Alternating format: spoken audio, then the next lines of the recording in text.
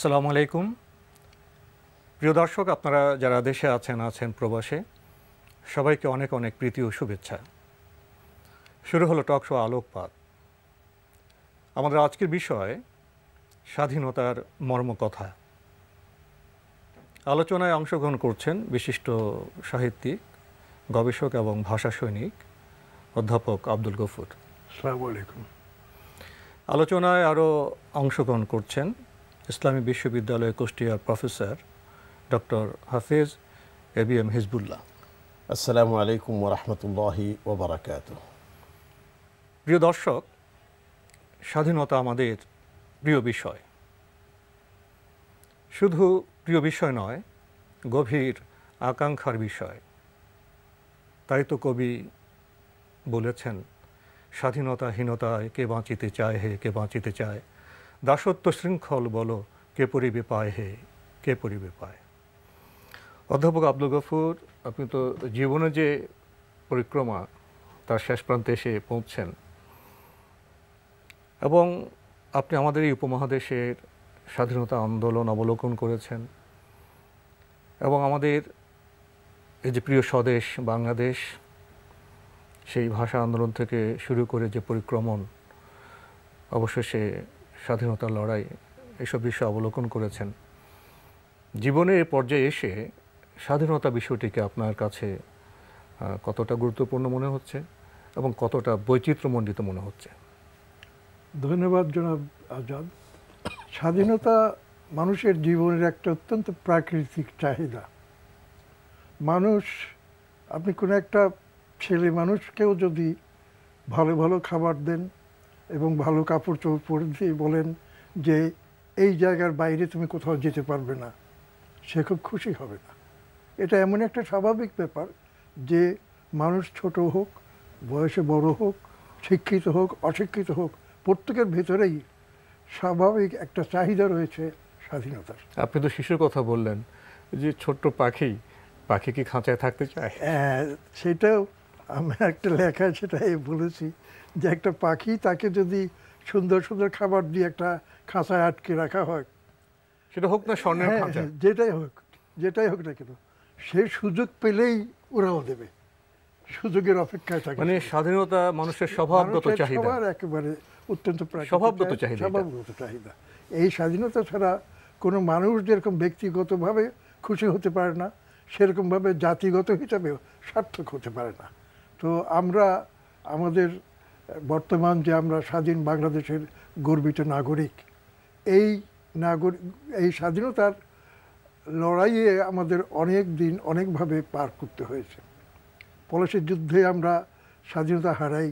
সেই হারানোর স্বাধীনতার ফিরে পাওয়ার জন্য আমরা 100 বছর ধরে, মানে শুধুমাত্র প্রধানত মুসলমানরাই সশস্ত্র সংগ্রাম চালনা করে।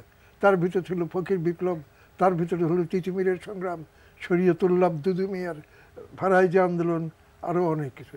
এরপরে এমনকি সিপাহী বিদ্রোহ, সেটা তো প্রধানত মুসলমানদের অবদান ছিল। তো সেই স্বাধীনতা, সেটাও যখন ব্যর্থ হয় প্রধানত প্রতিবেশীদের সমাজের অসহযোগিতার কারণে, তারপর এই উপমহাদেশের কিছু লোক আবার ইংরেজদের সাথে মিশে গিয়েছিল। তারপরে একটা পর্যায়ে আসে যে নবাব আব্দুল লতিফ, সৈয়দ আহমদ খান, সৈয়দ আমির আলী, এদের তৎকালীন এই সমস্ত নেতৃবৃন্দ, তারা চিন্তা করলো যে সহযোগিতার মাধ্যমে, ইংরেজদের সাথে সহযোগিতার মাধ্যমে মুসলমানদেরকে শিক্ষা সংস্কৃতি সব দিক থেকে উন্নত করে তুলতে হবে, এবং তা ছাড়া মুসলমানদের উপায় নেই। সেই সহযোগিতার যুগেরই শেষ পর্যায়ের একজন নেতা ছিলেন নবাব সলিমুল্লাহ। সেই নবাব সলিমুল্লাহর আমলে 1905 সালে যখন বঙ্গভঙ্গ হলো, এবং তার মাধ্যমে পূর্ববঙ্গের ঢাকাকে রাজধানী করে পূর্ববঙ্গ আসাম নামক একটা নতুন প্রদেশ সৃষ্টি করা হলো। সেখানে মুসলমানদের কিছুটা প্রাধান্য দেখা গেল।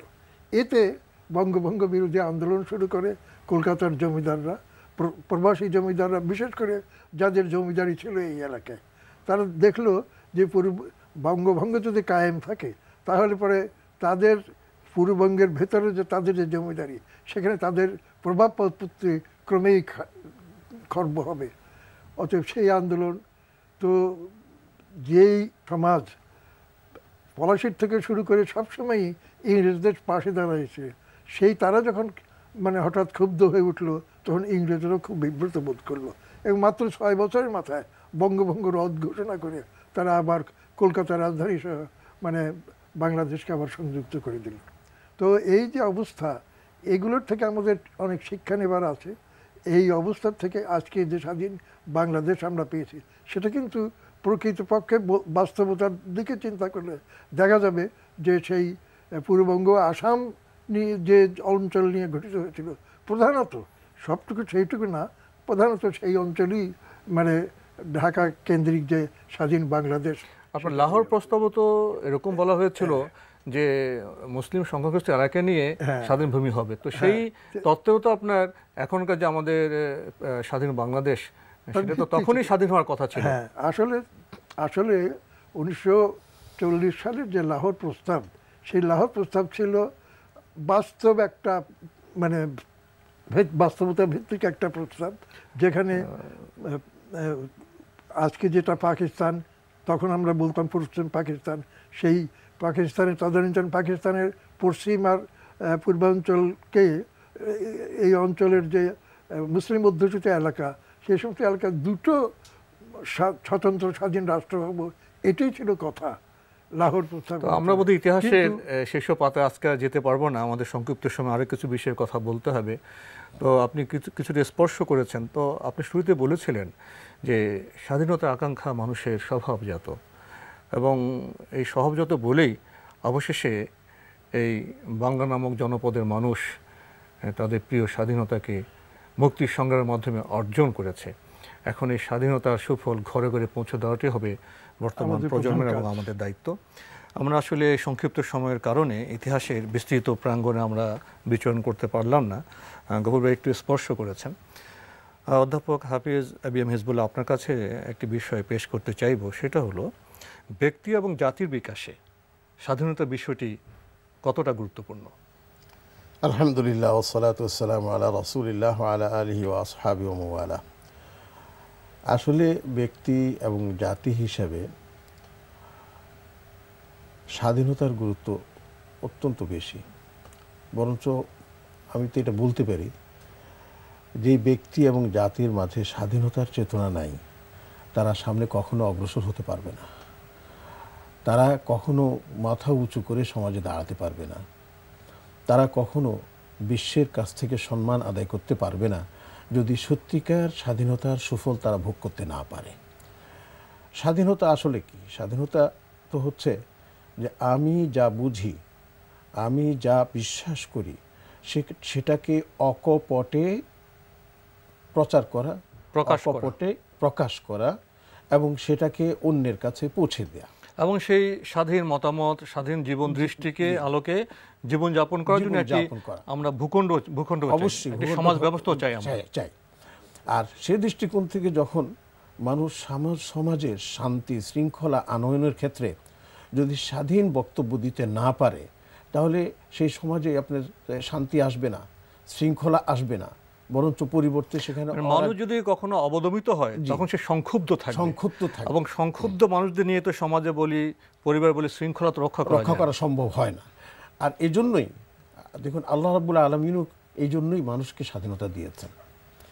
মানুষকে আল্লাহ ইচ্ছা করলে চাপিয়ে দিতে পারতেন। আপনি যখন আল্লাহর প্রসঙ্গ আনলেন, আমি আপনার কাছে একটি গভীর বিষয় পেশ করতে চাই। মুসলিম হতে হলে একটি বাক্য উচ্চারণ করতে হয়, এবং সেই বাক্যটি আমার কাছে খুবই রহস্যময় মনে হয়। প্রথমে বলতে লা ইলাহা, নেই কোনো প্রভু, আমি রাজাধিরাজ, কাউকে মানি না, আমি মুক্ত স্বাধীন, নজরুলের কবিতা যেগুলি স্পষ্টভাবে প্রকাশ পেয়েছে। কিন্তু এখানে আবার শেষ করা হয়নি ইল্লাল্লাহ, একমাত্র যিনি আমার স্রষ্টা প্রভু, তার কাছে আমি বাঁধা। এই মহাপ্রভু ছাড়া আমি আর কাউকে মানি না, আমি স্বাধীন। তাহলে মুসলমানদের মুসলিম হওয়ার যে মূল মন্ত্র, সেখানে কি স্বাধীনতার যে বীজ সেটা প্রথিত করে দেওয়া হয়নি? অবশ্যই দেওয়া হয়েছে।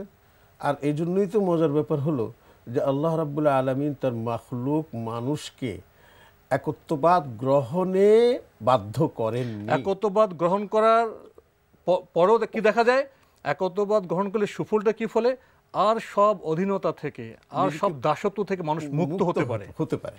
এই জন্যই আল্লাহ পাক বলেছেন, দেখেন সূরা কাহফের মধ্যে, ওয়াকুলিল হাক্কু মির রাব্বিকুম, সত্য উচ্চারিত হয়েছে তোমার প্রভুর পক্ষ থেকে, ফামান শাআ ফালইউমিন, অতএব তোমাদের মধ্যে যার ইচ্ছা সে ঈমানদার হয়ে যাও, ওমান শাআ ফালইয়াকফুর, আর যার ইচ্ছা হয় সে সেটা প্রত্যাখ্যান করো। এই যে আল্লাহ পাক মানুষকে মৌলিক স্বাধীনতা দিয়েছেন, এই স্বাধীনতার মধ্যেই কিন্তু আমাদের চেতনা, আমাদের মন মানসিকতা সব কিছু প্রস্থিত। দেখুন পশু পাখি আমরা দেখি, মানুষ ছাড়া অন্য জীবজন্তু যা খুশি তাই করছে, যেখানে ইচ্ছা সেখানে থাকছে, যা খুশি তা খাচ্ছে, যেখানে তাদের প্রয়োজন সেখানে তারা বিচরণ করছে। কিন্তু তাই বলে কি মানুষও কি সেরকম? মানুষ কি জঙ্গলে বাস করতে পারে? মানুষ কি পানিতে বাস করতে পারে? এজন্য বোধহয় পশু পাখি কোনো পাসপোর্ট লাগে না, ওদের কোনো সীমানা নেই, ওদের কোনো দেশ নেই। এই পর্যায়ে সামনে এখন যে বিষয়টি পেশ করতে চাইব সেটি এরকম, এই যে স্বাধীনতাকে ইসলাম এত গুরুত্ব দিল, বিভিন্ন জনপদের মানুষ, বিভিন্ন দর্শন, বিভিন্ন সংস্কৃতি এত গুরুত্ব দিল, সেই স্বাধীনতার ক্ষেত্রে কোনো সীমা পরিসীমা বা কোনো শৃঙ্খলার প্রয়োজন আছে? অবশ্যই। স্বাধীনতা একটা জিনিস আমি বলি, যখন আমি স্বাধীনতার কথা বলি, আমার যেরকম স্বাধীনতার একটা দাবি আছে, প্রয়োজন আছে, অন্যান্য মানুষেরও স্বাধীনতার দাবি আছে, প্রয়োজন আছে। আমার স্বাধীনতার সীমা এত বড় হওয়া উচিত না যে অন্যের স্বাধীনতাকে সেটা আগ্রাসন চালায় বা সেটাকে হস্তক্ষেপ করে, সেটা করতে পারে। সেই জন্য যেমন স্বাধীনতার ভিতরে অধিকারের প্রশ্ন আছে, তেমন দায়িত্বশীলতার প্রশ্ন আছে। সেই দায়িত্বশীলতার ব্যাপারে যদি আমরা সচেতন না থাকি, তাহলে স্বাধীনতার চেতনা আমাদের অপূর্ণ থেকে গেল। প্রকৃতপক্ষে স্বাধীন আমি তখনই যখন নিজের স্বাধীনতা যেরকমভাবে আমি বুঝবো, সেরকম অন্যের স্বাধীনতার যে প্রয়োজন সেটা আমি উপলব্ধি করি। স্বাধীনতার চেতনাকে বিশ্বজনীন করতে হবে। এবং যখন এই যে লা ইলাহা ইল্লাল্লাহ মুহাম্মদ রাসূলুল্লাহর কথা বলা হলো, যে লা ইলাহা ইল্লাল্লাহ মানে আল্লাহ ছাড়া কোনো প্রভু মানি না, তার মানে কোনো মানুষ বা মানব গোষ্ঠী তার প্রভুত্ব মানি না।